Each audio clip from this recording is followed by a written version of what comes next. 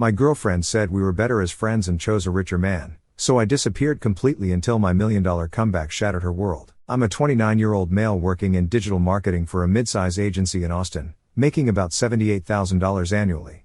Not rich by any stretch of the imagination, but comfortable enough. I drive a decent 2018 Honda Accord.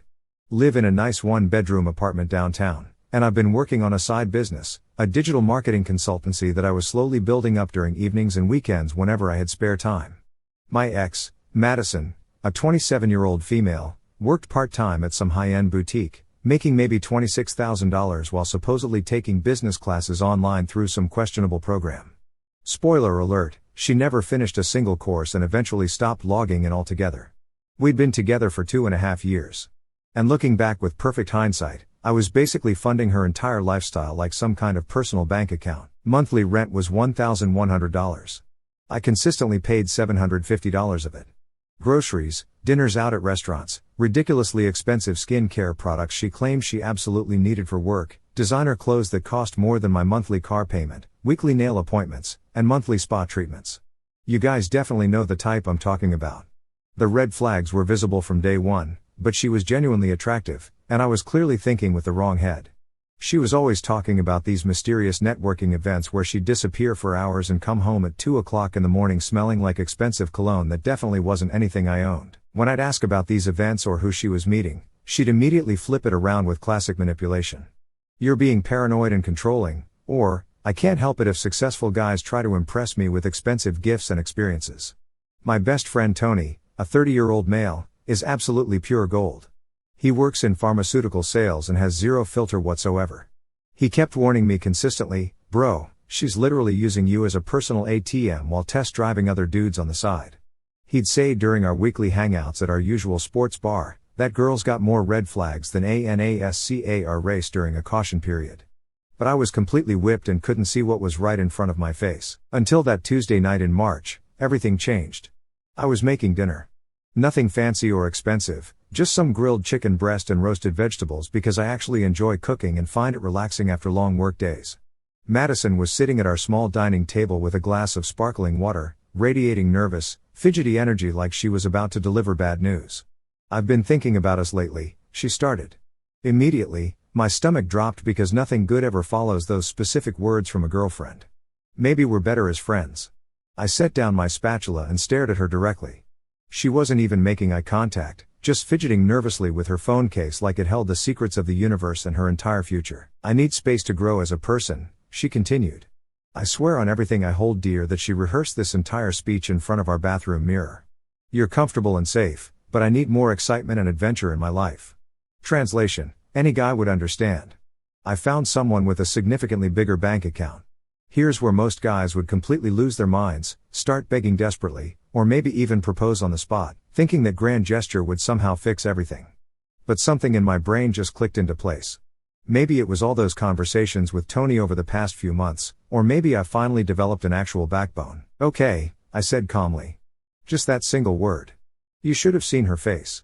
She was clearly expecting drama, tears, or me falling to my knees asking what I did wrong or how I could possibly change to win her back. Instead, I was standing there as calm as a meditation instructor who just achieved enlightenment. That's it?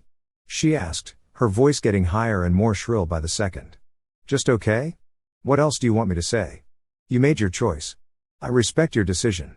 The completely bewildered look on her face was honestly priceless. This obviously wasn't going according to whatever detailed script she had planned in her head. I just thought you'd, I don't know, fight for us or something, she stammered, clearly thrown off her game. Fight for what exactly? You just told me you don't want to be with me anymore. Why would I argue with someone about their own feelings? She opened her mouth, closed it, then opened it again like a confused fish, gasping for air. Well, I just thought you thought I'd beg you to stay so you could feel better about whatever decision you've already made behind my back. Sorry to disappoint you. The rest of dinner was nothing but awkward silence. She kept glancing at me like she was waiting for me to break down, get angry, or give her the emotional reaction she was clearly craving for validation. Instead, I just ate my perfectly cooked chicken and scrolled through my phone, checking emails from potential clients for my side business. She moved out exactly 3 days later, taking her expensive coffee machine, which I'd bought for her birthday, her designer clothes, half of which I'd also purchased, and that absolutely ridiculous $280 decorative throw pillow she insisted we desperately needed to make the place look sophisticated and put together. She left behind a few random things, probably on purpose, thinking she'd have a convenient excuse to come back and test the waters when she felt like it. I immediately boxed up all her remaining belongings and set everything neatly by the door. When she came to pick up her stuff the next day, she was dressed like she was going to a high-end photo shoot. Tight black dress, full professional makeup, and expensive perfume that probably cost more than my monthly utilities. The complete works, obviously trying to remind me what I was supposedly losing forever. "You seem to be handling this remarkably well," she said, like it was some kind of personal accusation against her. "Life goes on," I replied simply, not even looking up from my laptop where I was working on a detailed proposal for a promising new client. What she didn't know was that I had just landed my biggest freelance client yet, a promising startup that needed a complete rebranding and comprehensive digital marketing strategy. They were paying me $15,000 for the entire project, which was significantly more than I'd ever made from my side business in a single month. Tony came over that weekend with pizza and energy drinks to check on my mental state. "Dude, you look genuinely different," he said, settling comfortably into my couch, like someone finally lifted a financial vampire off your neck. "That's actually pretty accurate." I pulled up my banking app to show him the numbers. "Look at this." Without Madison's constant expensive demands, I was suddenly saving an extra $1,400 every single month. For the first time in over 2 years, my savings account was actually growing consistently instead of slowly bleeding out. "Holy smokes," Tony whistled, nearly choking on his pizza slice. "You were basically running a one-man charity organization for ungrateful people." The first text message came exactly 4 days later. "Hey, how are you holding up with everything?" I was deep in concentrated work, creating detailed social media campaigns for my new client, and honestly didn't even see the message for about 3 hours. When I finally replied, I kept it simple and neutral. "Good. Staying busy with work projects. I miss our deep conversations." Came back within 2 minutes. "Cool." I wrote back, then immediately put my phone in airplane mode so I could focus properly. Tony was absolutely dying with laughter when I told him about this exchange later that week. He responded with, "Cool, bro. That's ice cold. I have massive respect for that power move." 2 weeks later, Madison's entire social media presence completely transformed overnight. Suddenly, she was posting carefully curated photos from expensive restaurants downtown, designer shopping bags from stores I couldn't afford, and professional manicures every single week that cost more than my monthly streaming subscriptions combined. And there was this new guy starting to appear strategically in the background of her Instagram stories. Tall, blonde, perfectly styled hair, looking like he stepped directly out of a men's fashion magazine. Tony, being the natural detective that he is, immediately took screenshots of everything and sent them to our private group chat. Yes, we created a dedicated group chat specifically for tracking this developing drama. Plot twist alert. Princess found herself a walking ATM with legs, he texted.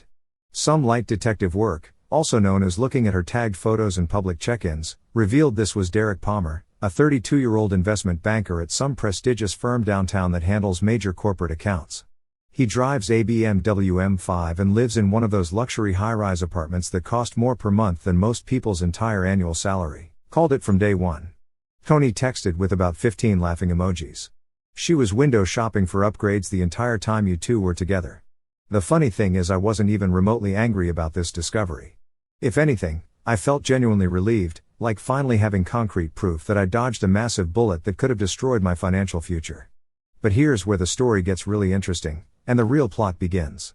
My side business was starting to gain serious momentum and traction. Word of mouth from that successful startup client led to 3 more substantial projects, each paying between $8,000 and $12,000. I was working 12-hour days between my regular job and freelance work, but I was absolutely loving every minute of it. Madison, meanwhile, started texting more frequently with increasingly transparent attempts at engagement. Little things like, "Saw a commercial that reminded me of you," or, "Remember that restaurant we went to for your birthday last year?" Always fishing for some kind of emotional response, or trying to trigger nostalgia. I kept my replies consistently short and completely neutral. Tony called it the gray rock method, basically becoming so uninteresting and unresponsive that she'd eventually lose interest and move on to easier targets. "It's like training a badly behaved puppy," he explained during one of our weekly hangouts. "Don't reward bad behavior with any kind of attention. Even negative attention is still giving her exactly what she wants." The real test of my resolve came when she called me at 10:30 at night on a Friday. I was working late on a comprehensive marketing strategy for a tech company that could potentially become a huge ongoing contract worth 6 figures. So, I answered without really thinking about who was calling. "Adam, oh my goodness, I'm so glad you picked up the phone," she said, clearly emotional about something. I could hear loud music and multiple voices in the background, probably at some upscale club or expensive bar. "What's up, Madison?" "I'm out with Derek and his work colleagues, and they're all talking about incredibly boring finance stuff and cryptocurrency nonsense that I don't understand. I just realized how much I genuinely miss having actual meaningful conversations with someone intelligent. You always really listened to me and understood what I was thinking." "You know, that's unfortunate," I said, not looking away from my computer screen where I was designing campaign graphics. "You should probably get back to your date." "It's not really a date." "Well, sort of, but it's complicated." "Adam, can we maybe meet for coffee sometime this week? I feel like we left things weird and unresolved between us, and I'd really like to clear the air properly. I'm pretty swamped with work projects these days. Maybe some other time." I hung up and immediately went back to my project proposal. I didn't even feel a tiny ping of emotion or second guessing about my decision. Tony's response when I told him about the call: "Dang, you've achieved some kind of relationship enlightenment. You're like a relationship Buddha now." 3 months after the breakup, my entire world shifted dramatically. One of my freelance clients was so impressed with the measurable results I delivered that they recommended me to their parent company. Suddenly, I had a corporate contract worth $180,000 annually, plus performance bonuses that could potentially add another $60,000 if I hit specific targets. I was working 14-hour days consistently, but absolutely loving every single minute of it. The money was incredible, but more than that, I felt like myself again for the first time in years. No more walking on eggshells around someone's fragile ego. No more budgeting around someone else's expensive tastes and demands. No more lies about working late when she was obviously out with other guys. Tony was documenting my transformation like a proud older brother watching his siblings succeed. "Remember when you used to stress about buying name brand cereal because the princess needed her weekly spa treatments and professional massages? I'd moved to a much better apartment in a nicer part of town, bought some quality furniture that I actually liked and chose myself, and even got myself a decent watch that I'd wanted for years. Nothing crazy expensive or flashy, but stuff I genuinely wanted instead of whatever Madison deemed acceptable for our image and social status." The texts from Madison were getting increasingly strange and desperate. She'd send screenshots of random memes that supposedly reminded her of me or completely random questions about my work that seemed specifically designed to keep conversations going longer. I'd respond with thumbs up emojis or single-word answers. Then she made a crucial strategic mistake. She posted an Instagram story from Derek's apartment building, and you could clearly see the address number in the background of her photo. Tony, being Tony, immediately looked it up online using property records. "Dude, rent on that place starts at $4,200 a month minimum. No way she's contributing anything meaningful to that on a boutique salary of $26,000. So, she's basically living as his completely dependent sugar baby now." Exactly. Question is, how long before Derek figures out he's paying premium prices for basic cable service? The answer came much sooner than either of us expected or predicted. Meanwhile, my business was exploding beyond my wildest dreams. I'd landed 2 more major corporate accounts within one single month, each worth over $150,000 annually. The demand was so high that I was actually turning down potential clients because I simply didn't have the capacity to serve everyone who wanted to work with me. I started seriously considering quitting my day job to focus entirely on building the agency. The numbers were absolutely there. I was making more from my side business than my regular salary, and the growth trajectory looked incredible for the next few years. Madison's social media presence started getting noticeably desperate and try hard. Constant posts about living my absolute best life and surrounding myself with authentic, genuine people who really understand me. The kind of content people share when they're trying to convince themselves more than their followers. Then the late-night emotional calls started happening again with increasing frequency. Always around 11 o'clock at night or midnight, always when she sounded upset or emotional about something. "Adam, I think I made a huge mistake with everything. Derek is. He's not what I thought he was when we first met." "Okay," I'd say calmly, then hang up after about 30 seconds maximum. Tony was having the absolute time of his life watching this slow-motion car crash unfold. It's like watching the Titanic in real time. You can see the iceberg approaching from miles away, but she just keeps steering directly toward it at full speed. Around this time, I started getting reports from mutual friends about Madison's increasingly erratic behavior. She'd apparently been showing up at places where she knew I might be, professional networking events, The coffee shop where I held client meetings, even the gym near my office. One particularly cringe-worthy incident happened at a local business networking event that I attended monthly. I was there to meet potential clients and business partners when Madison suddenly appeared, wearing a dress that probably cost more than most people's monthly rent. "Adam, what an incredible surprise seeing you here," she said loudly, making sure everyone nearby could hear our conversation. "I've been following your business success online and in local news. So incredibly impressive." The second-hand embarrassment was absolutely overwhelming. Here she was trying to publicly associate herself with my achievements in front of my professional contacts and potential clients. "Hi, Madison," I said politely but coldly.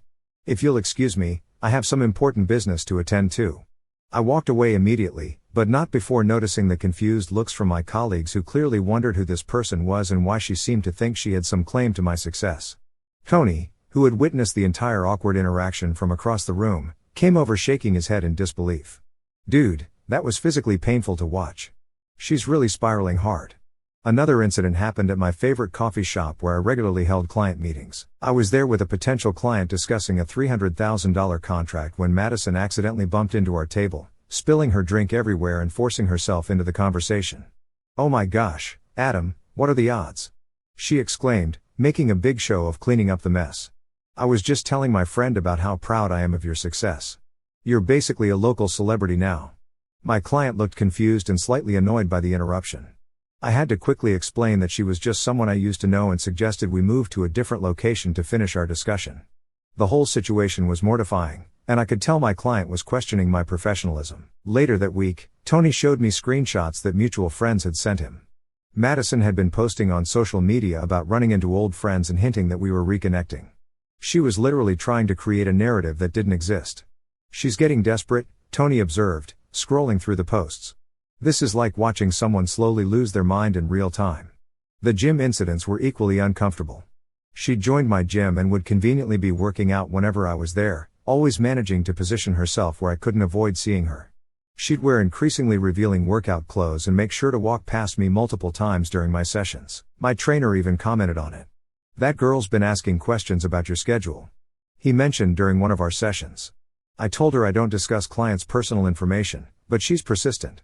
I had to switch to a different gym location just to avoid the awkwardness.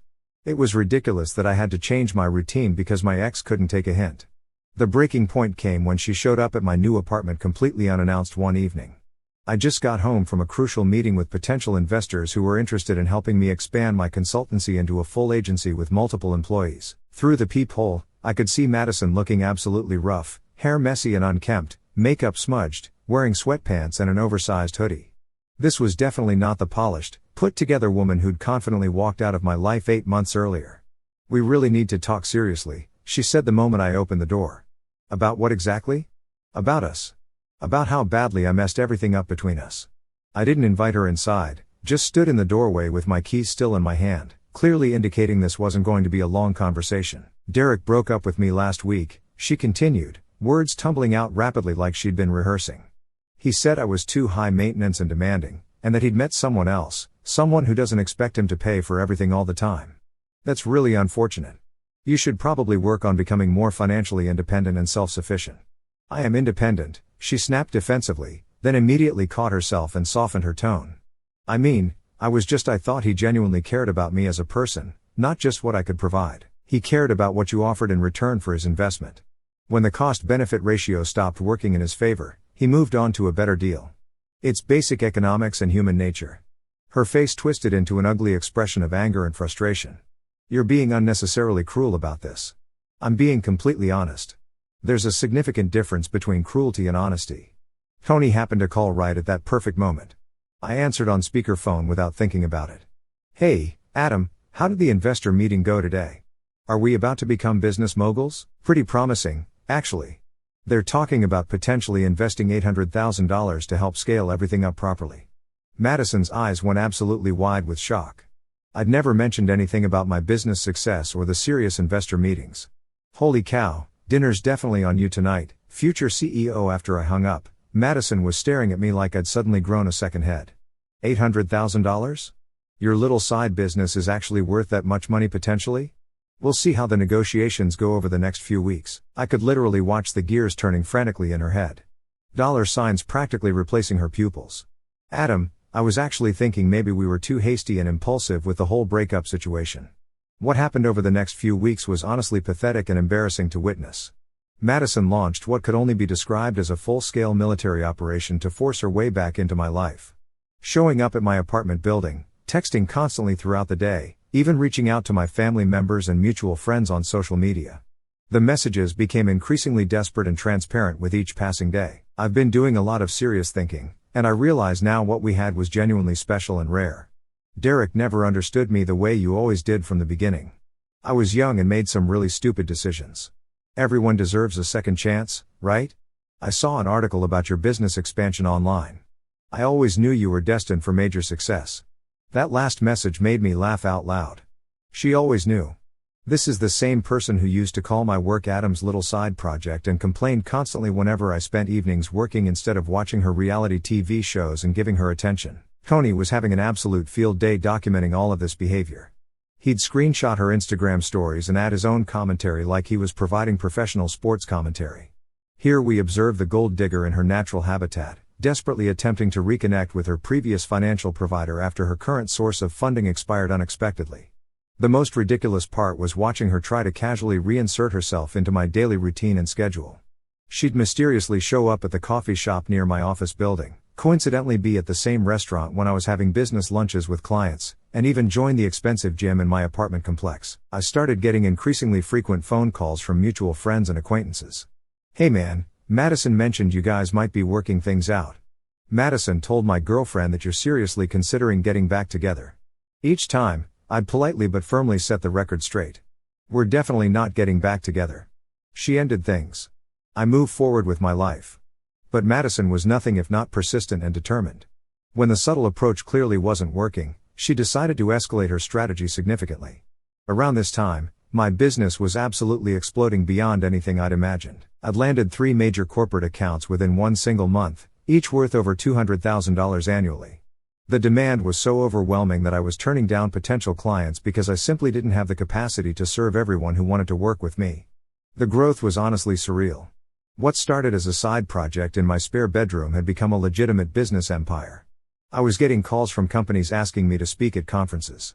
Industry publications wanted to interview me about my meteoric rise, and other entrepreneurs were reaching out for advice on scaling their own agencies. I officially quit my day job in a moment that felt absolutely incredible. Walking into my boss's office and giving 2 weeks' notice while knowing I was making more from my own business than my entire team combined was one of the most satisfying experiences of my life. My boss actually tried to convince me to stay by offering a promotion and a $15,000 raise, not knowing that I'd made more than that in the previous month alone. I hired my first 2 full-time employees, a talented graphic designer and a social media specialist who'd been freelancing with me for months. We moved into a real office space in a trendy part of downtown Austin, complete with modern furniture, a coffee machine that actually worked, and a conference room with a view of the city skyline. Tony came to the office opening party and was absolutely blown away. "Bro, this is insane," he said, looking around at the space. "A year ago, you were stressed about splitting rent, and now you're running your own company with employees and everything." The projected numbers for our first full year were staggering. $2.8 million in revenue with profit margins that most established agencies would kill for. I was on track to personally clear more money than I'd ever imagined possible. Madison's desperation was reaching new heights during this period.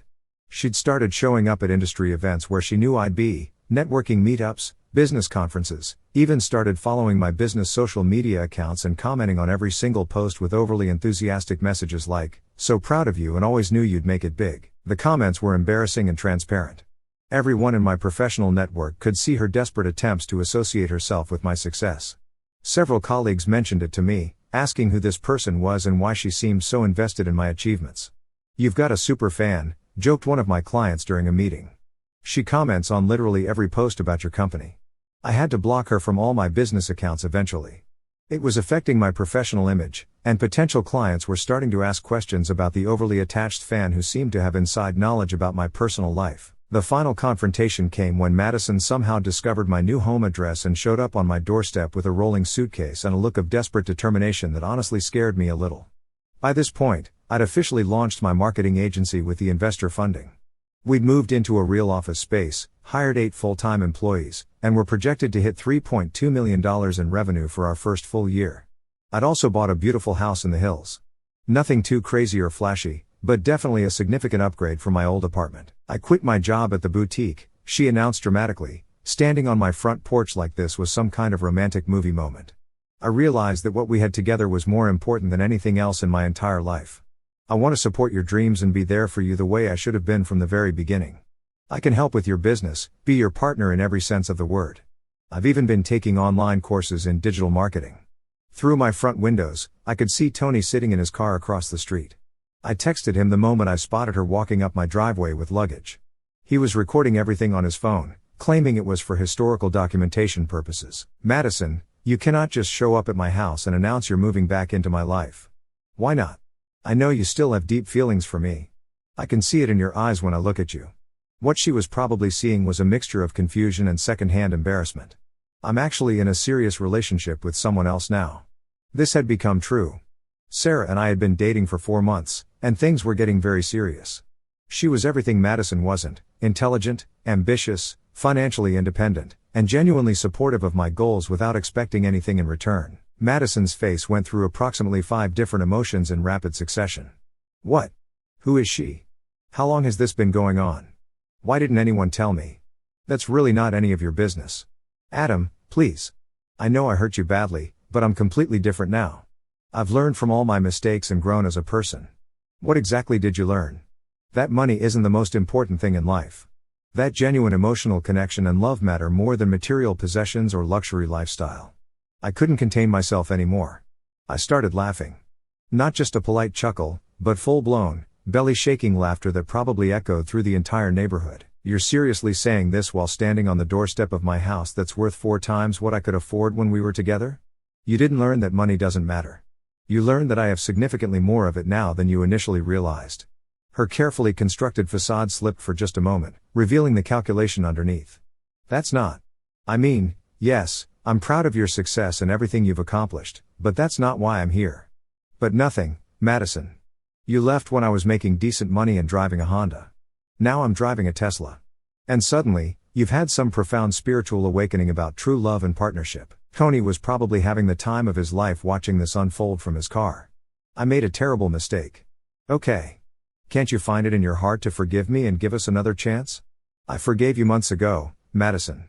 Forgiveness doesn't mean I have to let you back into my life. That's when she completely lost whatever composure she had left. The waterworks started, followed immediately by angry yelling about how I was being heartless and cruel, how I owed her another chance because of our history together, and how Derek had ruined her life and none of this was fair. Life isn't fair, Madison. You chose Derek because he appeared to have more money than me. He chose someone else because she was less expensive and demanding than you turned out to be. You made your bed with those decisions. Now you get to sleep in it alone. By this point, several of my neighbors had come outside or were peeking through their windows to see what all the commotion was about. Madison finally grabbed her suitcase and started storming toward the street, but not before throwing one final desperate tantrum. You're going to regret this decision. You're going to end up alone and miserable. And when you do, don't come crawling back to me. I'd rather be completely alone for the rest of my life than with someone who only values me for my bank account. I called back loud enough for the whole neighborhood to hear. Tony jogged over as Madison's ride-share arrived to pick her up. Dude, that was better than any movie I've ever watched. I recorded the whole thing for posterity. Please tell me you're not planning to post that anywhere on social media. Are you kidding? This is going directly into my personal vault. Future generations of men need to study this level of perfect karmic justice. Madison, according to the mutual friends who still occasionally update me, even though I never ask, moved back in with her parents after a series of increasingly desperate relationships with men, who figured out her strategy much faster than I originally did. Last anyone heard, she was working at a call center, making about $30,000 annually, while claiming on social media that she was taking time to discover her authentic self and focus on personal growth. The irony wasn't lost on anyone who knew the real story. Here was someone who'd left a stable relationship to chase money and luxury, only to end up broke and living with her parents at 29. Meanwhile, the guy she'd dismissed as too comfortable was building a business empire and living his best life. I heard through the grapevine that she'd tried to reach out to Derek multiple times after their breakup, but he completely cut her off. Apparently, he discovered she'd been telling people they were practically engaged when they'd only been casually dating for a few months. He found out about her financial dependence and realized she'd been using him as a sugar daddy while contributing absolutely nothing to the relationship. The mutual friend who told me this story said Derek had laughed when he heard about Madison's attempts to get back together with me. She burned that bridge pretty thoroughly, he'd apparently said. Good luck to her. Tony remains my best friend and the unofficial historian of my romantic life. He maintains a digital folder labeled Project Bullet Dodged containing screenshots and documentation of Madison's various desperate attempts at reconciliation over the past 2 years. You know what the most beautiful part of this whole story is? He said during dinner at my house last month while Sarah was showing his girlfriend around our home office. She actually did you the biggest favor of your entire life. If she hadn't left when she did, you might never have focused on building your business with the intensity and determination that you did. He's absolutely right. Sometimes the worst thing that happens to you turns out to be the best possible outcome you never could have seen coming. Madison wanted excitement, a luxury lifestyle, and a man who could provide her with expensive things without expecting much in return. She got all of that temporarily, then lost everything when she couldn't maintain the illusion of being worth the investment. I wanted someone who would value me as a person regardless of my financial situation. It took losing the wrong person to eventually find the right one. The final text I received from Madison came about 3 months ago. I heard about your wedding through mutual friends. I always believed you would find happiness and success. I didn't respond. Some statements aren't worth dignifying with any kind of acknowledgement.